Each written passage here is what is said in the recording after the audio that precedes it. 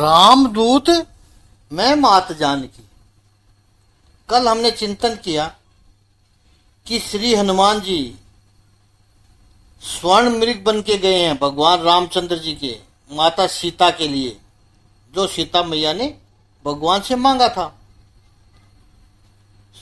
शाखा मृग, संस्कृत में वानर को शाखा मृग बोलते हैं, और हनुमान जी का वर्ण है स्वर्ण वर्ण है, तो वो स्वर्ण मृग है उन्हें। तो स्वर्ण मृग, दो स्वर्ण मृग आते हैं। एक स्वर्ण मृग भगवान रामचंद्र जी ने भेजा और एक स्वर्ण मृग भेजा है रावण ने। दो स्वर्ण मृग है। एक रावण ने भेजा हुआ स्वर्ण मृग जो मारीच है, और यहां भगवान राम जी ने भेजा हुआ स्वर्ण मृग हनुमान जी है। परीक्षा दोनों की ली गई। रावण ने जो स्वर्ण मृग भेजा था मारीच, उसकी परीक्षा प्रभु श्री रामचंद्र जी लेते हैं। कैसे लेते हैं? छेदन से, तीर से उसको छेदन करने की कोशिश करते हैं। जैसे सोने को काट कर परीक्षा ले जाती है। मर गया वो, नहीं बचा, नकली था, प्रकट हो गया।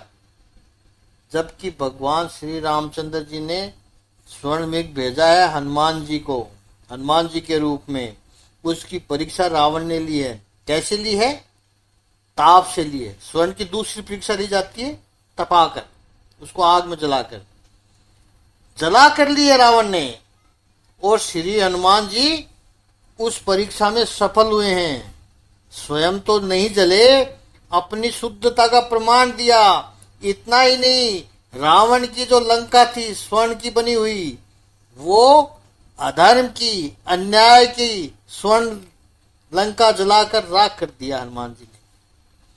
चाणक्य ने अपनी नीति में बहुत सुंदर कहा है। चाणक्य नीति का एक श्लोक है, व्यक्ति अन्याय से, अधर्म से, अनीति से यदि संपत्ति इकट्ठी कर ले 10 साल तक बस हो सकता है। और व्यवहार में भी हम सब कहते हैं कि भगवान हम सभी को 10 वर्ष देता है, और उस 10 वर्ष में होता है कि यदि वो मिट्टी में भी हाथ डाले तो सोना हाथ में आ जाएगा, सफलता ही मिलेगी। लेकिन उस समय क्या आपने नीति से सफलता पाई है? क्योंकि उस वक्त लालच बहुत हो जाता है। हम जैसा चाहते हैं वैसा ही सब हो रहा होता है। खेलो फिर ब्लाइंड। उस समय व्यक्ति यदि गलत करने गया, संपत्ति तो आएगी, क्योंकि वो समय अच्छा है उसका। लेकिन यदि अनीति से संपत्ति इकट्ठी होगी तो 11वें साल से संपत्ति जाना शुरू हो जाएगी। लेकिन उस 10 साल में आप यदि नीतिवान रहे, धर्म में रहे, प्रामाणिक रहे, तो संपत्ति तो मिलेगी ही, क्योंकि समय अच्छा चल रहा है। नीति से यदि संपत्ति कमाई होगी तो वो संपत्ति स्थिर रहेगी। आप देखो, कई परिवारों में देखा होगा कि जुगनू की तरह 2-5 साल में चमके, फिर पता ही नहीं चलता कि कहाँ गए वो। और कुछ परिवार ऐसे हैं, संस्कारी परिवार है, वहाँ पीढ़ियों तक संपत्ति टिकती है। 4-5 पीढ़ियों तक वो संपत्ति हमें दिखाई पड़ती है, क्योंकि उन्होंने नीति से कमाई है। उनका वैल्यू बेस्ड बिजनेस है, तब संपत्ति टिकती है। रावण की संपत्ति भले ही अनगिनत थी, स्वर्णमयी लंका थी उसकी, लेकिन अनीति से संपत्ति पाई थी। श्री हनुमान जी ने उसे भस्मीभूत कर दिया। विकट रूप धरी लंक जलावा, ये है। श्री रामचंद्र जी एक बार हनुमान जी से पूछा, हनुमंत आपने लंका कैसे जलाई? श्री हनुमान जी ने कहा, प्रभु लंका मैंने नहीं, आपने जलाई। ऋषि और ब्राह्मणों के श्राप ने जलाई।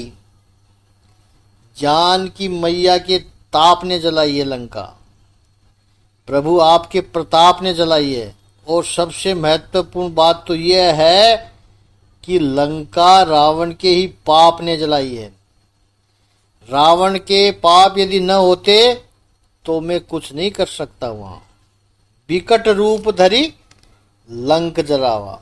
याद रखना है हमें कि कंपनी में, ऑर्गेनाइजेशन में प्रामाणिकता से काम करने वाला व्यक्ति की कभी ऐसा हो जाए कि लोग उसकी निंदा करें, बदनामी करने का प्रयास करें, मजाक उड़ाने का प्रयास करें, तो यदि वो व्यक्ति सही होगा तो समय के चलते उसकी वफादारी, बुद्धिमता और उसके नेक इरादों की सच्चाई समाज के सामने प्रकट होकर रहेगी। और ऐसा व्यक्ति उस ऑर्गेनाइजेशन के लिए एक मूल्यवान एसेट्स बन जाता है। उसको स्वयं को भी लाभ मिलता है, उसकी भी प्रगति होती है, प्रमोशन होता है, फाइनेंशियल बेनिफिट उसको भी मिलता है और कीर्ति भी उसको प्राप्त होती है। विकट रूप धरी लंक जलावा। अब 10वीं चौपाई लेते हैं। भीम रूप धरी असुर संहारे, रामचंद्र जी के काज संहारे। रामचंद्र जी के काज संवारे। श्री हनुमान जी ने भयंकर स्वरूप धारण करके असुरों को संहार किया है और रामचंद्र जी के काज संवारे हैं। प्रभु श्री रामचंद्र जी के कार्य को सुंदर बनाया है, प्रभु के कार्य को संवारा है।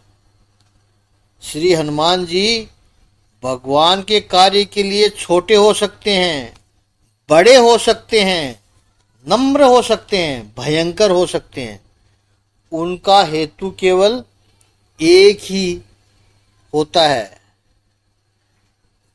एक ही होता है उनका कि राम का कार्य होना चाहिए बस। क्योंकि जीवन का मिशन जो है कि राम काज लगी तब अवतारा, भगवान श्री राम जी का कार्य होना चाहिए।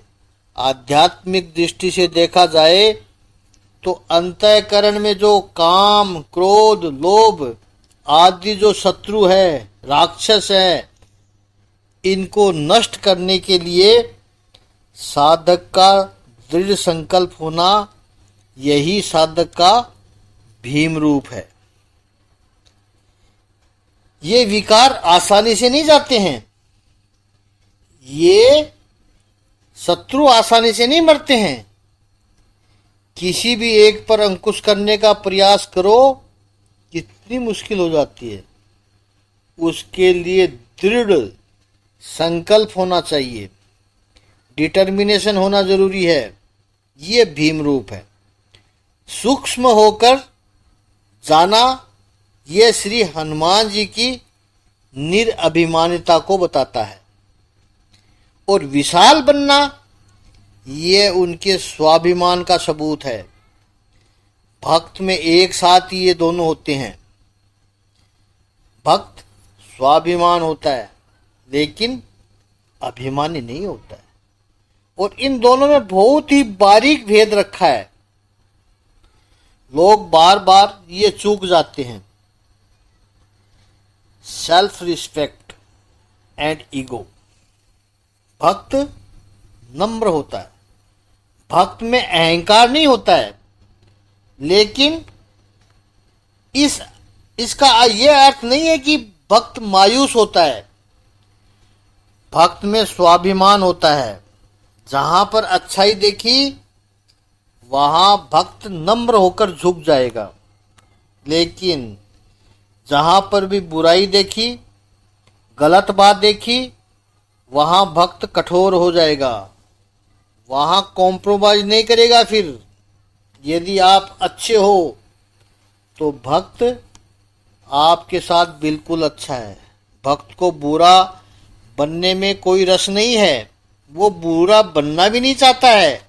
लेकिन यदि कोई व्यक्ति उसके सामने गलत आ गया तो फिर भक्त को टेकन फॉर ग्रांटेड मत करना, भक्त को अंडर एस्टिमेट मत करना, वो भयानक भी बन सकता है। संस्कृत में महापुरुषों के लिए एक बड़ा सुंदर बात कही गई है।